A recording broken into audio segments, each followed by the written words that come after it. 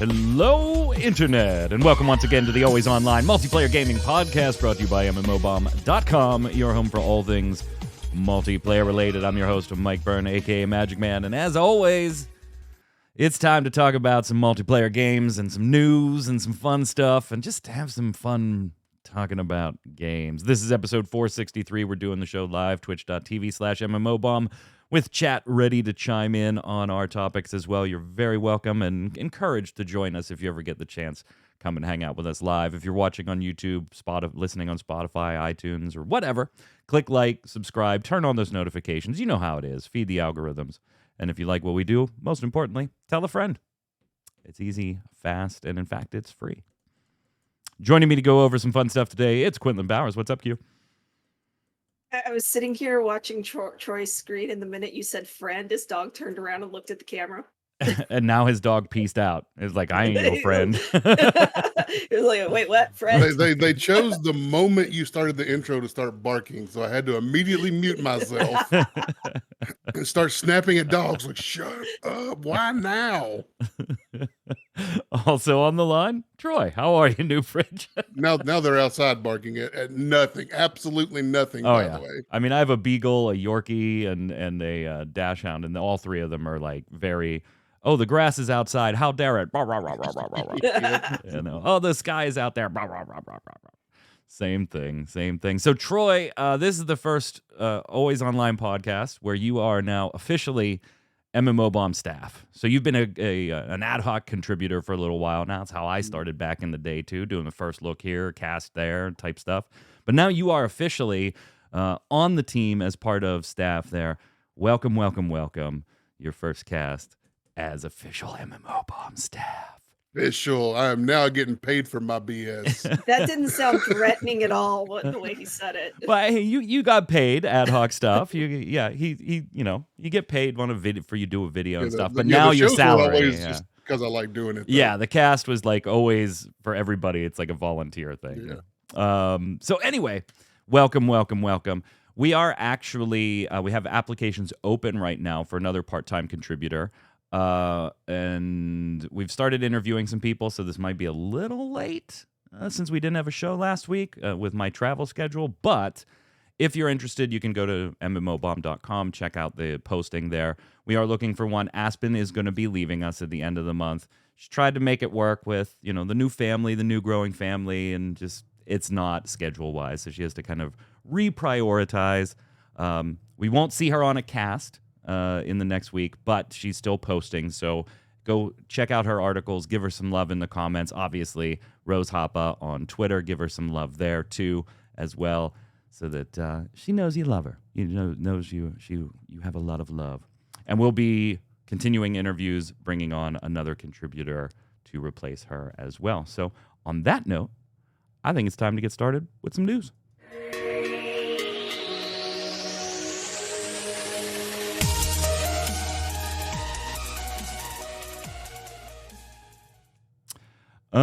Actually, the different time zone, Timbo, was actually really beneficial for things, because we could assign her things late night our time, and then she could do them whenever she wanted to. So it was, if I could find somebody else in Japan, that's actually kind of ideal. It worked out great.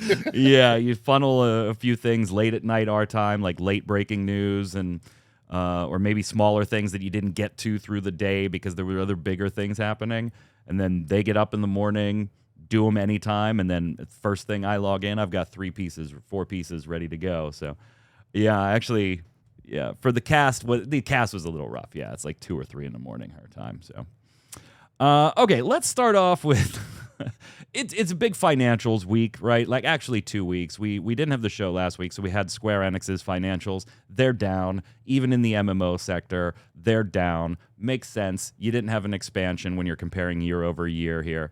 And one of the big things that was kind of taken away from that was like, no expansions this year. Well, it turns out, as you would expect, they were actually referencing fiscal year.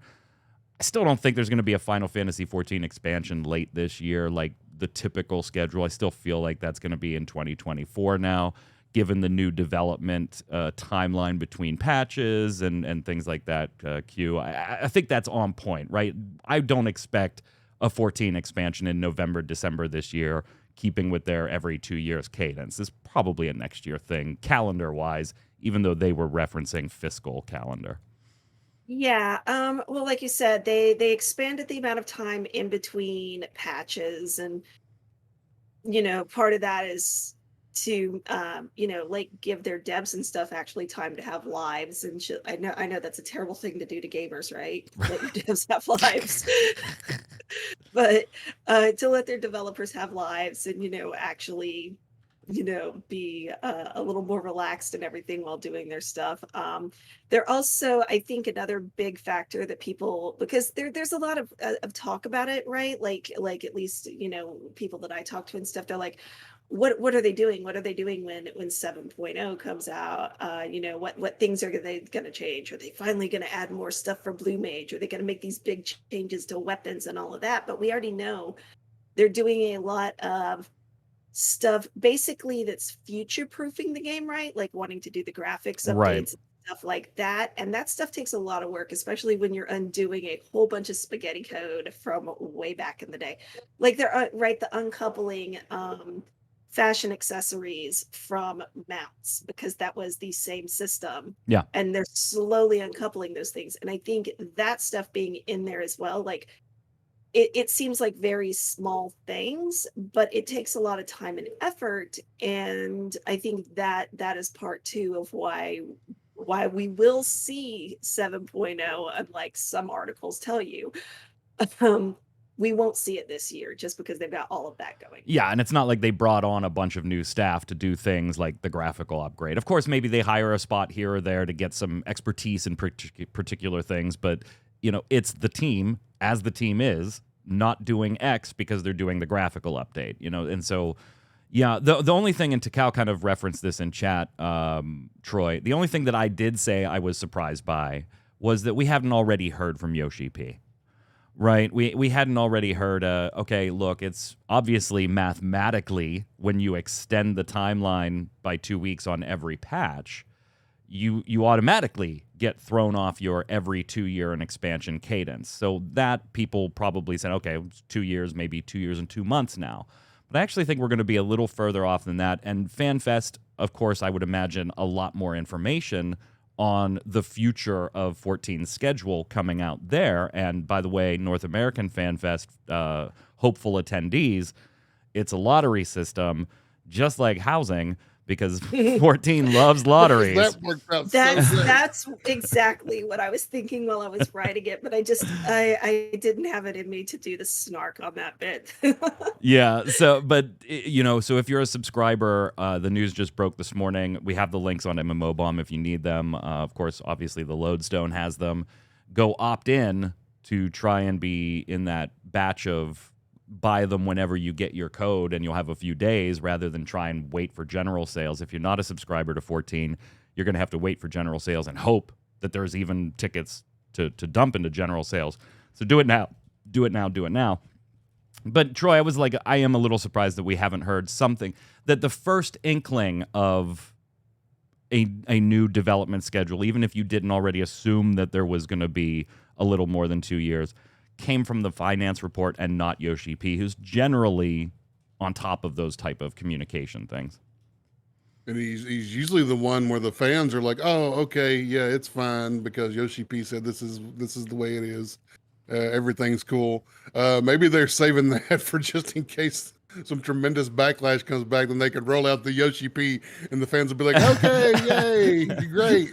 But I mean, he already kind of told us though, right? Because he did tell us that there would be the patches would be coming out at a different, slower cadence, and we'll have the same amount of patches. Therefore, the next expansion will come out later. Yeah, no doubt. Just basic, simple math. Right. But I don't even think that the 2 weeks per patch, so that's 10 weeks, 2.5 months-ish, extra, I don't think we're seeing an expansion in like February or March, which would be the 2 years plus 2 months that mathematically would. I think it's going to be like a summer thing. But anyway, let us know what you think below. We also had finances from Nexon. We had finances from NCSoft. They had pretty dicey Q4s, to say the least. they do end up in the making tons of money category for the year. But Troy, it was interesting. I know I wrote one of them, you wrote one of them as far as those two companies go, and they both kind of in Q4 like docked some losses, generally like vaguely attributed to their cryptocurrency investments. not not that the cryptocurrency completely crashed or anything, but yeah, they took some losses from that kind of stuff. Guild Wars 2 on the NCSoft side of things, doing well. Sales there looking good. Maybe it's not as good as NCSoft wants, but they keep going up. End of Dragons doing its thing. Congratulations on the End of Dragons theme song, or the credits song being nominated for some awards there as well, and the official music video releasing. Blizzard Q, of course, released its financials. Guess what? They're doing fine. Guess what? Bobby Kotick's making a lot of money. P.S. In other Blizzard news this week, if the Microsoft deal falls through, insiders expect Bobby Kotick will remain CEO of Activision Blizzard on the other side of a potential fall through of the Activision purchase by Microsoft. And oh, by the way, yeah, people lost a ton of bonus money, and Blizzard's trying to force people back into offices. Even positions that were hired as online remote positions. But don't worry, because your bonus queue of $1,000 got cut in half. It's $500 now. But it's okay. You're line level and you lost half your bonus, but I'm an executive. And I lost half of my bonus too, hon. Like, I'm hurting over here. Oh my God, rich people are slightly less rich. Yeah, my $10 million bonus was cut to $5 million. Yeah. We both had a 50% cut. Aw. Seriously, that's coming from what is GameDeveloper.com, who got a hold of some sources and from a Mike Ybarra meeting just yesterday or earlier this week, where people are pissed. People are absolutely pissed, Troy, and they should be. They absolutely should be. We're talking millions of dollars versus somebody who's, I mean, I'm not trying to judge, but like most of us, living paycheck to paycheck, just making a living. They're not filthy freaking rich. Game development doesn't make you rich unless you're at the top of the heap. Like most things in our world, you don't actually get rich unless you're at the top. But yeah, comparing millions of dollars and still making fives of millions of dollars versus somebody who was looking forward to $1,000 bonus and living on that type of salary, that's a hell of a difference that the people who make the $5 million bonus don't typically understand, and they don't typically get it, and they're out of touch as you would expect. So here's my thing to Cal in chat saying, I get the argument that my 50% is less than the suits. But what do they expect to happen? Cut the suit bonuses by 95% to make it seem fair? No, there is no seem. If you get into the game of how do we change compensation to make it seem fair, you're already in a bad spot to be thinking about compensation, because you're not thinking about keeping compensation fair. You're thinking about making it seem fair. If you're going to cut bonuses, you start at the top, where you can make the biggest splash with the least number of cuts. And with the least amount of damage, and with honestly. Exactly. Because and that with the least amount of damage. to a low-level employee is a month's worth of groceries. I guarantee you that someone who lost $5 million out of their 10 is not worried about where their groceries are coming from for the next 2 months. Right. But I get the argument that it's a business. They have to retain the top talent, all that stuff. That's always the argument that comes in when you start talking about CEO compensation. We need to be able, you're going to cause a brain drain from our company if there's limitations on what we can do to compensate executives. Okay, fine. Let's set that silly argument aside for a minute, though. But if you would have said, hey, we're going to cut the executive bonus program because our company didn't do as well as it has done previously. Our executives are in charge of running the company to make sure that we meet those objectives. They are the drivers of the direction of the company, the culture of the company, the behavior of the company. They don't get in there and code. That's not what I'm implying. but they do drive the results. And when the results are down, your leadership should be the one taking the bonus cuts first. We've seen companies do this. We've seen Nintendo not only cut bonuses, but cut their executive salaries to not impact line level when they've underperformed. And in this case, if you're going to have all of your executives go, Troy, from 10 million to 5 million, you can make them go from 10 million to 4 million, and you're disappointed that you're out 6 million, and then you don't have to cut anything below that. It's unnecessary. Saving $500 per head count is nothing. Yes, nothing. It's nothing. Hell, one executive just saying, you know what, to avoid that, I don't need a bonus. They already have substantial salaries, and I'm not implying that, as a business, they would make those types of decisions. But from a morally conscious standpoint, again, we've seen Nintendo do stuff like this where they say, you know what, I don't want to cut my line level. They're the ones making the money. We've missed the mark in our direction, in our marketing, in our products, and stuff as leadership. I'm not going to take a bonus. If one executive would have done that, that covers everybody else is under them bonus. And I don't expect everybody to do that, of course. That takes a very strong-willed and moral type person, and those generally aren't what are in those positions to begin with. So maybe it's pie in the sky thoughts in my head, I guess. Is it cool to keep the suit bonuses and cut the coders? If you want to, sure, it's your business. But then you're making the thought, or you're making the decision to say, my money is more important than being able to deliver products on the timetable I originally set because I have less people and less talent working on them. I would be worried, Q, with Blizzard doing all of these things at the same time. Forcing people back into offices, doing the bonus cuts, obviously still having the massive litigation stuff behind them as well going on, and the buyout and everything. They've already seen people leaving Blizzard.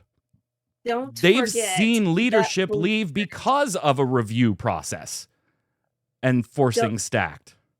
Don't forget that Blizzard, it is officially known because of California's laws where you have to share salaries and stuff. Don't forget that Blizzard pays the least out of all the game companies around them. Particularly when it comes to QA. Which also, by the way, would explain why games and shit are buggy. Most of the time, if you have issues with a game, it's not because the developers and the QA testers and those people are bad at their jobs. It's because they're not allowed to do their jobs properly, or they're just not being, treated right and given the space to do it the way they should. It's still a managerial issue, and those are the people that should be losing their money. But what they'll end up doing if they keep doing all of this stuff, and I don't know, maybe Blizzard is happy doing that, whatever, they'll lose people to Riot. They'll eventually people are just going to be like, okay, well, there are things about Riot that sucks, which there are, but at least people are getting compensated more fairly over there, and things are just a little bit better, so fine. Yeah, you just have this dichotomy, Troy, where it's when you're Bobby Kotick, you actually believe in your head that you are responsible for the company's success. And that rolls down to the other executives that just don't think about, we might set the direction and the tone, but we're not ultimately, and we're not held responsible, as we see with the bonuses, for the company's success and or failure. That's all on our line level. When you look at something like Blizzard, just unto itself, there used to be a magic for working for Blizzard, right? Like that was everybody's goal, was work for Blizzard. I think the luster has worn off quite a bit from that, and they're part of Activision, part of the lowest paying folks around, and I think there are people who are nowadays that's not their goal when they set out into game development. Oh, I want to work for Blizzard. Oh, it'll be so magical to work for Blizzard. I think a lot of that's gone. Yeah. Game coverage is usually so pro worker that they ignore other aspects. There are other aspects here, and I'm not even pro worker to that extent. You're a company. you got to make money. You're also a publicly traded company. So there's even more of an impetus to make money because you are publicly shared as far as who owns stocks. But you can't even for a minute look at, oh, we cut everybody's bonuses by 50% as being equitable across the board.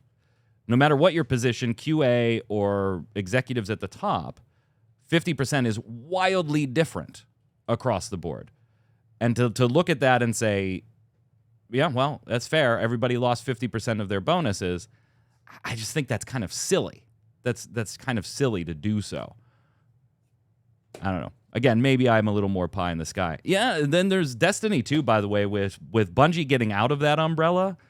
Lightfall in the season is looking good. I'm just saying. Lightfall and the next season is looking pretty good on that one. Look, I don't even play Destiny 2, and I've been like eyeballing Lightfall pretty hard. I'm like, wait a minute, this actually looks really cool. Now, Ubisoft. We already knew Ubisoft's financials were going to be a mess. Like, they held an emergency investors call before their investors call, which was yesterday. The actual investors call where they revealed the full, sheet was yesterday. But, whatever, 4 weeks ago, they did that emergency investors call. So we knew they were going to be down, so I don't want to spend any time on that portion. They were down. And they canceled a bunch of stuff. My favorite part is one super intelligent investor on the call had the audacity, gang, to ask the question, hey, the early, not reviews, but the early coverage for Skull and Bones that I'm seeing isn't great. How is that game planning to be profitable given its extensive development cycle, all the money poured into it, and the press coverage without it even being out is not very interesting? And so he had the audacity to ask how the company was going to do this. And I'm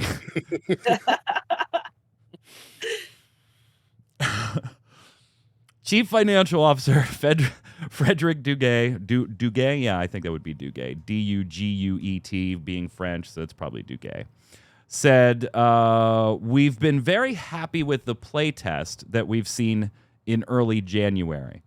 So we have a very strong, improved version to show to players that they haven't seen yet. So this is really what we are going to leverage next month to drive more momentum on the game.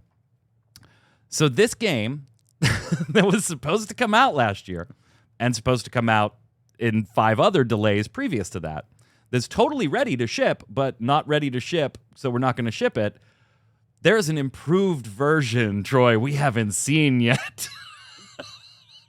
Hashtag doubt. Like, there hasn't been enough time. We've seen enough of that game to where it looks like it's slow, boring, but complete or nearly complete.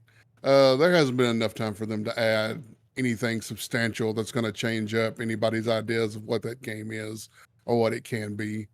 Maybe if they just keep delaying it for a couple more years, maybe they could. But based on what we've seen so far, I don't believe that at all. I believe you've been told that we've made the game better, but the thing I always come back to is somebody who's been hands-on with it. One of the developers who can honestly come out and said it's, wide as the ocean, deep as a puddle. That's a really intelligent reference to call Skull of Ship of Theseus at this point. Magic Slicky saying, it looks like you lost a cannon. Want to replace it now for $10 or wait 10 hours? Q, I read the just quote. Put it on mobile and let's go on with our lives. I read the quote and it just sounded so much like, did you ever lie to your parents when you were a kid and you were just like, oh no, I didn't get it. I have a retake that I'm submitting next week that'll turn that D into a B. Like, it's like you just don't know about it. You haven't seen it, and there's a new improved version that we're gonna leverage. So expect sometime next month to see improved version footage of Skull and Bones. So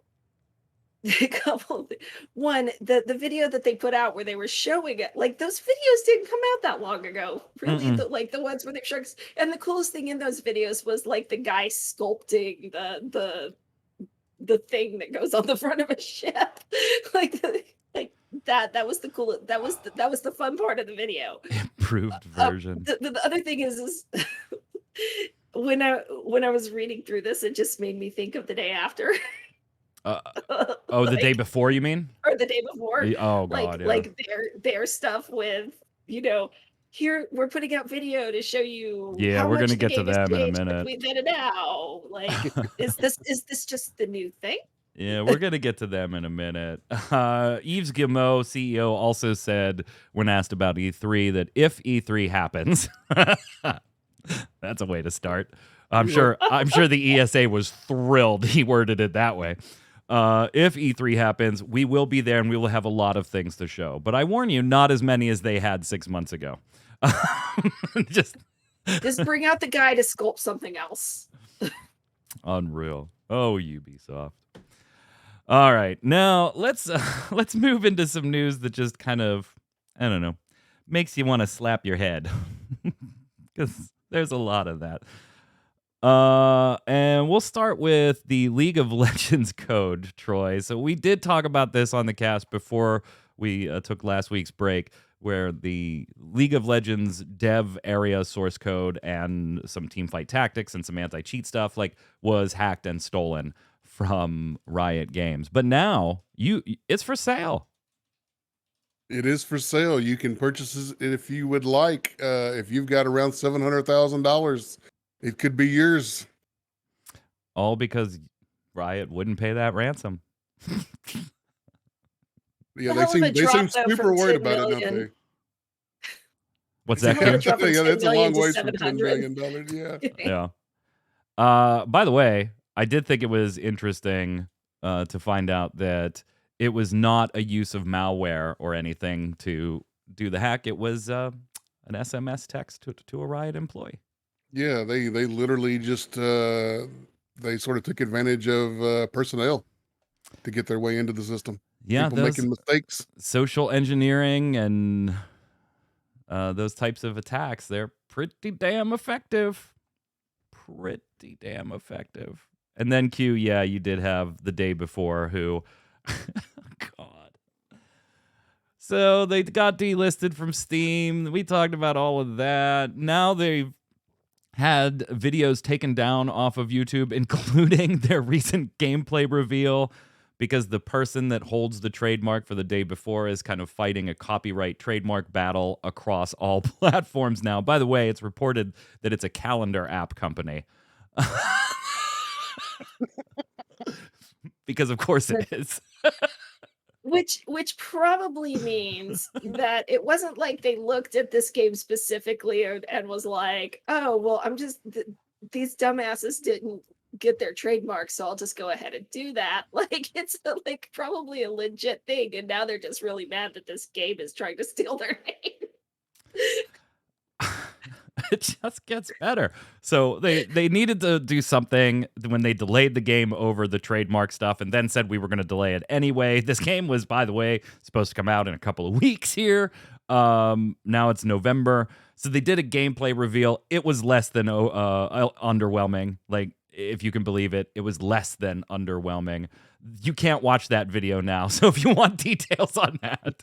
Was that the one with the elevator music? Yes. Yeah.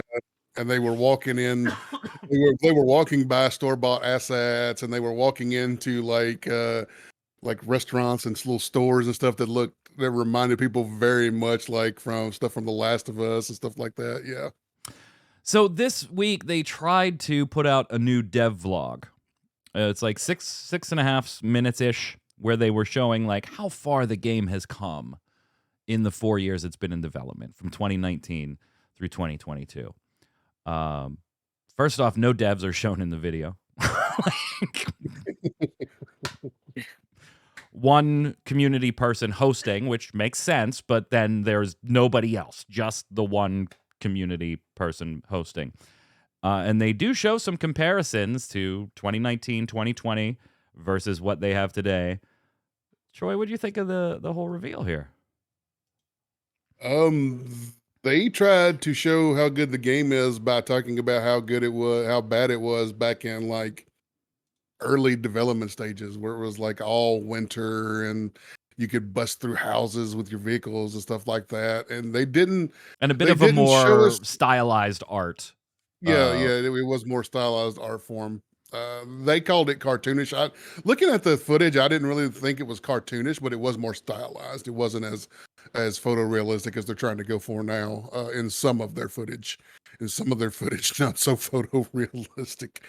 Um, but yeah, overall they were talking about the difference between where it is versus where it started, and that's not what people are looking for right now. We don't care where it started, but we're concerned about where it is now. The concern is the lackluster gameplay that we saw from you. It's out there, man. That's what everybody has been saying about it. It's lackluster. It didn't really show anything good. There were store-bought assets in it. There were things that looked like they were inspired by, is what I'll go with, other games, other settings and stuff like that, inspired by other games. So I think what they needed to really do was talk about where they're going with the game, and maybe had an opportunity to show more little tidbits of what their game is like. Instead, they didn't really show us anything new at all. I think there were a couple of shots that I didn't recognize, but other than that, they showed some of the repeats of the ultra high, like cinematic trailer almost looking cuts, and I guess it's supposed to be in-game engine, but it's obviously pre-rendered, and it's the shots that don't look anything like the gameplay that we actually saw when they actually did a gameplay reveal.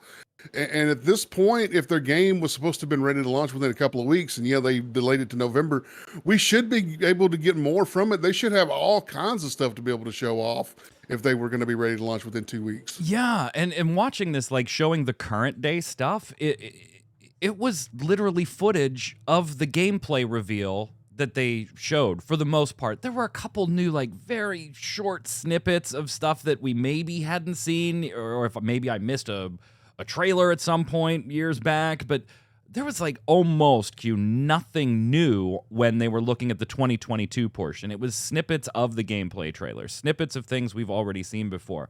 And when I assigned it to Troy, I just had to ask the basic question. If you feel like you have to put something out like this because you are getting this insane push on, is this even real, from a lot of people? If you feel like you have to respond in this way, just stream the damn thing, right? Just, hey, we're going to sit and we're going to play the game for 2 hours. We do want to put a caveat on it that we are on an internal server. We've got 5 or 6 employees playing. Obviously, the real world will be far more populated than this. But since it's closed, we've got, 5 or 10 employees playing for today's stream. So you won't see as many people running about the city as we intend at launch. But other than that, let's play the game. Like, you were supposed to be ready to launch next month. I fail to see how you can't do something like that at this point. You would not wait for networking architecture to be the last thing that you build here that would prevent you from playing the game like that. See, I didn't watch the entire video. What I did you didn't miss see anything. when I was looking at this, right, the first thing they did before they put out this video was they put out 2 screenshots on Twitter as before and after pictures, and so many people were just like, it's like that meme from The Office. Corporate wants you to find the difference between these 2 images. These images are the same. Like, it was, I mean, it was like, okay, so it's a zombie character. One is slightly more hunched over. One has gore in different places than the other one, and one is female and one is male. And this is the differences that I see between these 2 pieces of art. But one is this is our past bad art. This is our new good art. Like, and I'm just like, this is not a good sign if they look this close. And even the lighting, right? Because the background was just that gradient shaded gray. Like, it was just like, oh, we moved the lights a little bit or something. Like, it was just, there was no real difference. So, and they like, reference prop night, by the way, in the trailer too, because that help them create a little bit of a name for themselves and grow the company a little bit from a couple independents to now remote workers across a couple of countries, according to the community rep in the video. But it's it's got so many like accusations of trailers being copies of other games, and again, I'll say the same thing I keep saying about this game. If it's legit, it has the most self-inflicted wounds I have ever seen for a game. Like, the most self-inflicted wounds. Yeah, they've done themselves no favors if they do have a complete game and it's almost ready to go and they're just polishing it up. Yeah, they've absolutely done themselves no favors. Magic Slinky, do you think it's an AI pretending to be a marketing team? I mean, AI makes the game and is the marketing team. Last thing in the head-slapping news, if you're a Team Fortress 2 fan, you'll probably be delighted to know that having the last blog post go up on July 10th, 2020, so almost 3 years ago now, all of a sudden this past week on the Team Fortress 2 page, a blog post, newfangled text showed up. And it was teasing an update to Team Fortress 2. And I'm going to read the original description, and I'll tell you why it's original in just a second. The last few Team Fortress few Team Fortress summer events have only been item updates, but this year we're planning on shipping a full-on update-sized update with maps, items, taunts, unusual effects, war paints, and who knows what else. Which means we need Steam Workshop content, your Steam Workshop content, and kind of a call to arms for Steam Workshop content creators.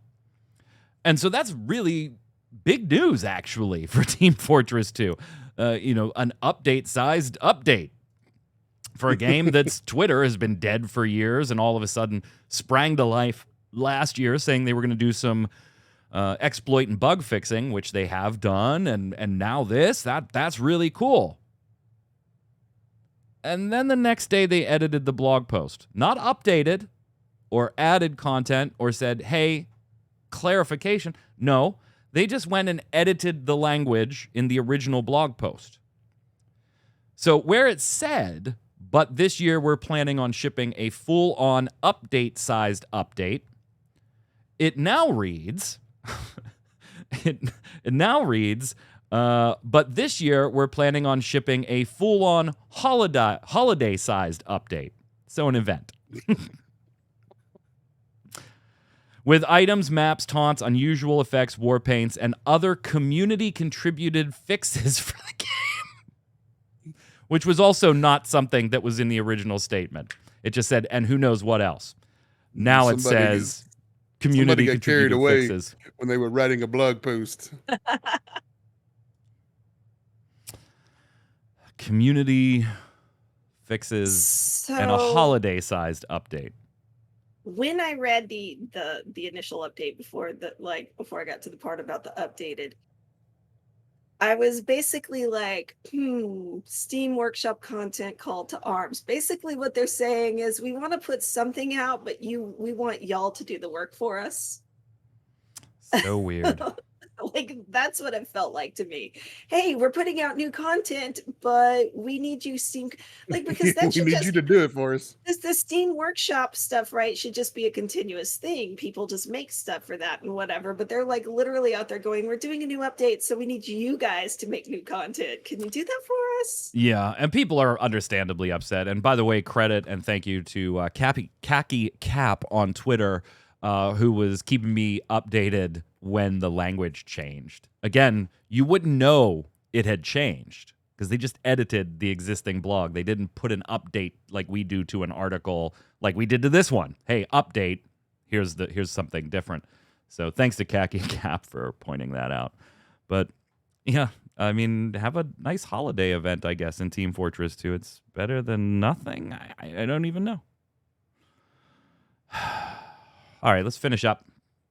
We got some new things coming, or maybe not, and a few dev plans for existing things. So let's take a look first. If you are a fan of Madden or just simulated football video games in general and have had nothing but Madden for the last X years to consume on that front, well, get ready, because there's going to be a new Madden competitor this year. Now, they say competitor, but it's not going to be NFL branded. Obviously, that contract is exclusive to EA for the time being. But we do and have probably expensive. yeah, very expensive. We do have a game coming up called Maximum Football, developed by Modus Studios in Unreal 5 with online multiplayer. And it promises customization and a dynasty mode, professional and college rule sets, and it's free to play, coming in the spring of 2023. Initial reaction to it, Troy? I want to try it. I want to see what it's like. It's sort of a coming of age of an older franchise. They had like some old 16-bit football games and stuff like that called Maximum Football. I mean, their trailer does look a little... It's free to play. Look, the gameplay is what matters. So I want to try it out. I want to give it a shot because Madden, if we're being honest, Madden has been ass for years. And they don't have any sign, they aren't showing any signs of getting any better with it. So I'm ready for somebody to step up and be a competitor and at least try to get into that genre. And even without NFL branding, I'm willing to give something a shot that's not Madden at this point. I just got to worry, though, like it probably doesn't have the finance behind it that it really needed. Yeah, probably not. Like, I just feel like there's going to be a little step down in a bunch of key areas that make it an okay game, but not really a competitor to Madden, even though it's being free to play. I think a ton of people are going to, like day one, it's going to be crowded as hell, Q. Because anybody looking to not pay $70 for Madden and wanting to play a little football is going to give this a whirl, no doubt. But I don't know how long it holds on to that player base, particularly when free-to-play sounds neat, but it also just makes me go, oh my God, how is this going to be monetized? Madden's already a monetization mess and a $70 box fee. And don't get me wrong, this isn't going to cost Madden any sales. No. This isn't going to be that. I'm just happy to see something else try to step in and do something. I'm a little worried about the monetization, I gotta say. Like, what are you monetizing? You want your quarterback to be 20 points better? Here, $5. Just buy some skill points. Just buy some. I know, Q, you're all over this one. You can't wait. You love sports ball. Yeah, it's so fun with the sports ball. She loves the sports ball. But in other coming soon news, the meme is actually true, Q. I mean, it's only 7 years later, but the meme is true in spite. What's going on here? You're basically getting Marchichorus, the Manticore thing. Oh, speaking of memes, by the way, I sent Mike one, like the animator for this particular character did a little video, and it was the whole cat cucumber meme, because they were basically like, hey, it's Martichorus. He's like, the king of the manticores. And he goes, okay, kitty, got it. And then you just see him fly in and land, and the cucumber drop near him, and him do the whole, like his wings. And then that weird, stand-up creep away thing. I said this to Troy to write up, and he was like, no way. And I was like, yeah, it's legit. Trust me, it's legit. No way.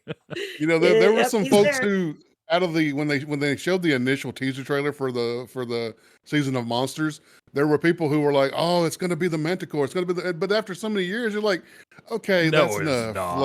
Like, shut up. I mean, how many years was it? Did WoW people wait on the pandas? That's true. At this point, we should all know that if they come up with something and it seems remotely popular and kind of neat, it's probably going to end up at the game at some point. Does that put... I think that puts... how many characters are in each game? Because I saw something about Smite's character count a while ago versus Dota's. It's higher, yeah, now. I can't remember what the number is, though. Anyway, yeah, I don't know. The meme coming true. Last thing here, if you're waiting for Magic the Gathering Arena on consoles, congratulations, Hasbro has managed to screw you again. during an investor call where they did a lot of apologizing over the whole open game license thing and some of their other Wizards of the Coast decisions with Magic the Gathering and D&D, but it doesn't matter. You saw what they wanted to do, so don't ever give them credit. During an investor call, they also revealed that the console version of Magic the Gathering Arena won't be available now until 2024. It was originally slated for this year, and that's maybe 2024. It could be even later. Right now, they're focusing on getting it onto Steam, which you wouldn't think would be too much of a problem since it's already a PC game. I don't know, but they're going to continue to evaluate console, and they view it as an interesting opportunity for the company, but it's still likely 2024 and beyond for Magic the Gathering Arena. The new Activision Blizzard, yay. Yeah, that's another company that's like every time I watch it, I'm like, you're just determined to just burn yourself down, aren't you? It's just I don't know that you can out Activision Blizzard. Like, I don't think that's possible.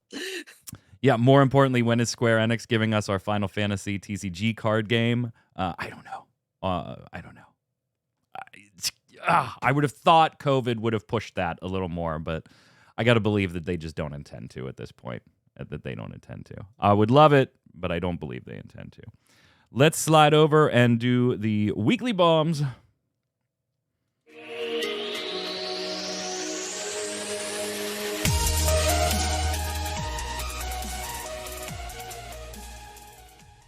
I'm going to go first, and I'm going to bring this up. Whoops. Bring this up. I'm going to give a dub bomb to what I hope Omega Strikers can be. If you didn't see this during the Nintendo Direct, we've covered it before because they've had some testing on PC and things like that. But on the Nintendo Direct, Omega Strikers, this competitive kind of, it almost looks like air hockey. Yeah, it looks more like air hockey than anything. Yeah. It looks like a blast. And I seem to remember testing this once. I think, Troy, you and I played a couple of matches offline. Oh my God, I could be famous. Ninja, get on all three of those, please. The release date was announced during the Nintendo Direct. It's going to be, I think, in April. And yeah, I'm giving a dub bomb to what I hope this could be. It looks like a lot of fun. It's kind of like MOBA-ish control scheme with your characters in a competitive sports type game. So crossing my fingers.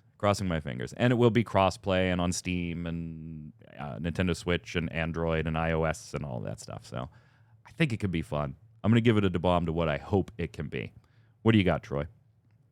I'm going to give a dub bomb to a couple of older MMOs that I've been enjoying this past couple of weeks, actually. Star Trek Online and Lord of the Rings Online. I've been diving back into some older MMOs and really enjoying myself. It did take a little. Star Trek Online is the one that really got me kind of into it because it did take some getting over some of the graphical things, some of the older engine things, and they can only do so much with it. But I started really enjoying myself with Star Trek Online. I was like, you know what? I've got this space game now. Let me try to find an older fantasy game. So I downloaded Lord of the Rings Online. Found myself, despite, it's a better looking game than Star Trek Online is. But still certainly an aged game. Yeah, it's definitely showing its age at this point. It has been updated like something like World of Warcraft has throughout the years for sure. But game engine combat's a little janky in Lord of the Rings Online.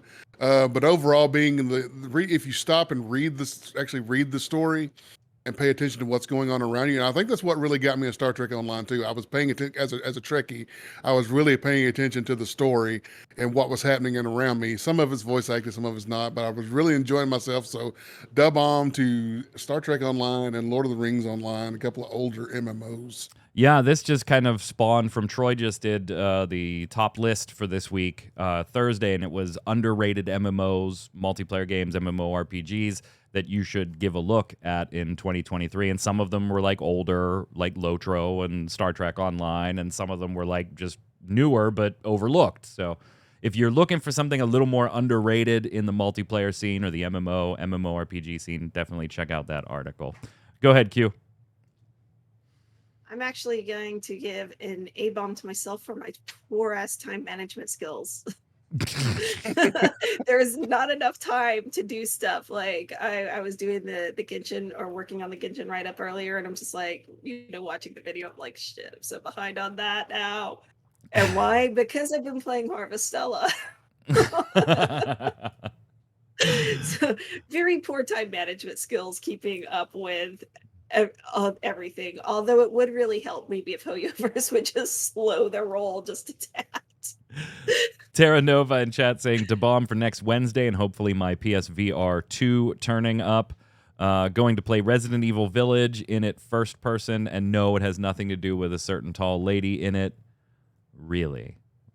I don't The fact believe that you you. brought that up. I don't believe you. I find your statement dubious. Tikal in chat giving an A-bomb to NFL owners. Eric, I never get this. Bienemy, that's it. Thank you. Bienemy is a 2-time Super Bowl winning coordinator. Chiefs are constantly top 5 in offense, but no head coaching job offers, really. Okay, sure, nothing fishy there. You're just gift wrapping that lawsuit, ain't you? Probably.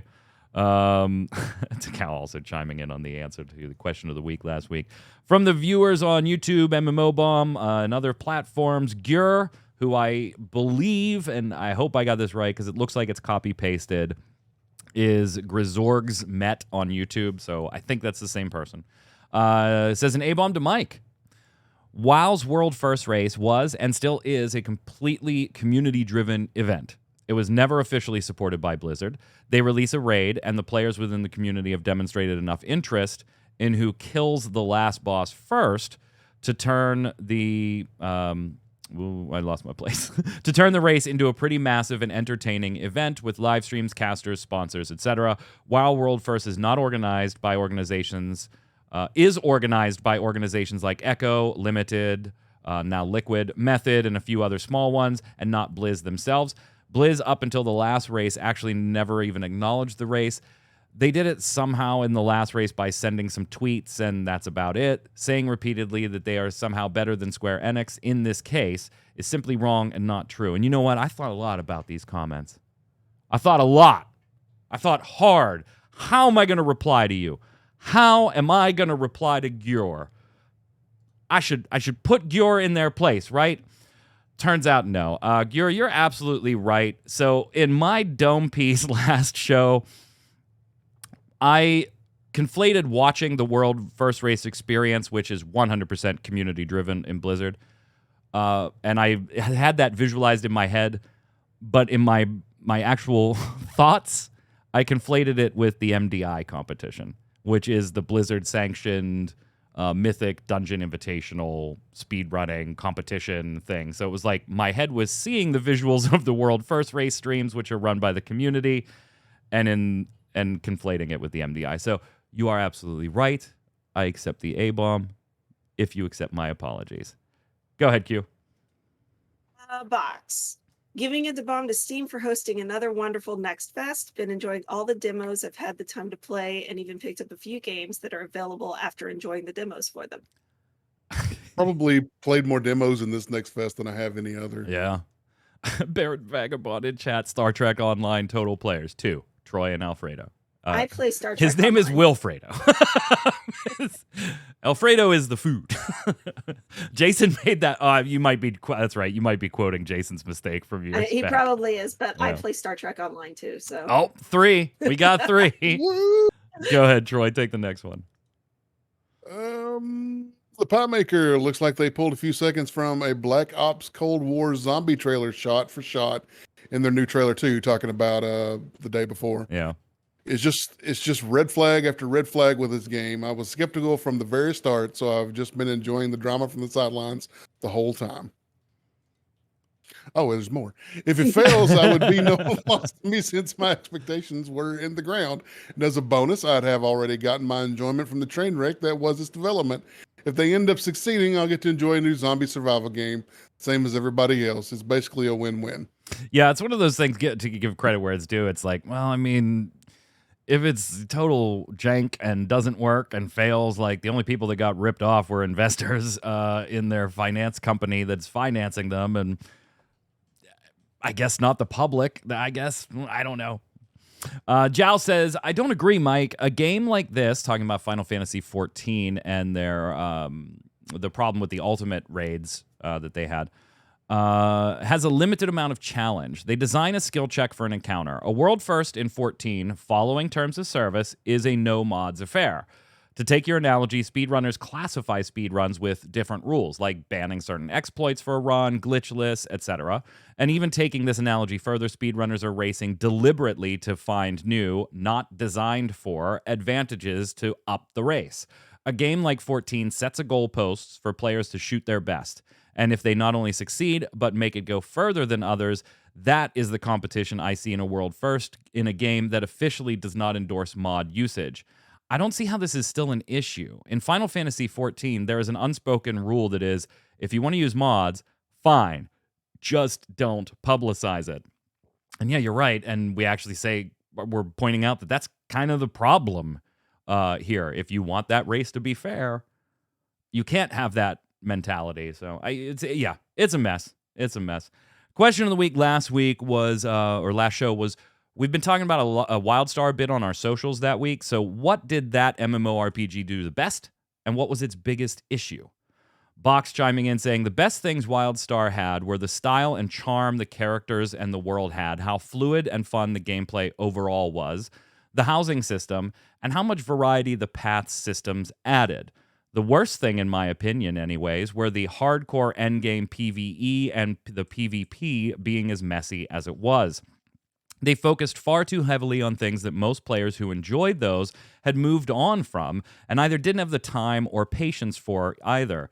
In the time I was playing WildStar, I only got to do the Warplots PvP once and only did a handful of the only endgame raid at the time since my guild had since disbanded shortly after we cleared the first one. Go ahead, Q. Hero Dude, which, by the way, awesome name. I like pretty much everything except the combat. It was fun at first, but 50 levels of strafe and dodge rolling gets boring. The crafting, gathering, and housing systems were amazing. Troy. The Loa, the humor, the lore, the combat, the funny races, the housing systems, so many of the gameplay elements, dungeons, challenges, ship hands. I loved WildStar. Main issue for me, performances and focus on hardcore players. That game would have been so great for casual players. I'm noticing a trend. Yeah.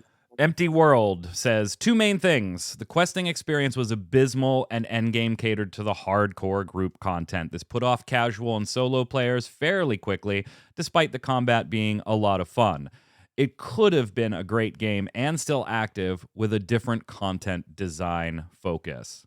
Finish it up, Q. Golden Scales. The housing system was great. My main concern was the lack of consistent, readily accessible content and the heavy focus on hardcore rating. Exploration was fun. I loved my Cassian and the Dominion as a whole. Yeah. Cal in chat had, by the way, earlier said one word, hardcore. Yeah. Question of the week this week. Since Troy did his list of underrated MMORPGs, multiplayer games, whatever you want to call them, on the site, we want to know yours. What underrated MMO, multiplayer game, MMORPG should everyone listening to this show today immediately go and check out this week, and why? Give us your underrated recommendations in the comments below, and we'll be sure to bring them to next week's show. Until then, Troy, where can everybody find you? Hey, I'm on all the socials at Noob Fridge. Cute. I'm on Twitter at Quitlam. I'm Mike Byrne. You can follow me right there at magicman1, but more importantly, follow at MMOBomb, and you'll know every time we go live with a podcast, stream, first look video, new articles, giveaways, interviews, and so much more. Until next week, stay safe. We'll see you on the servers.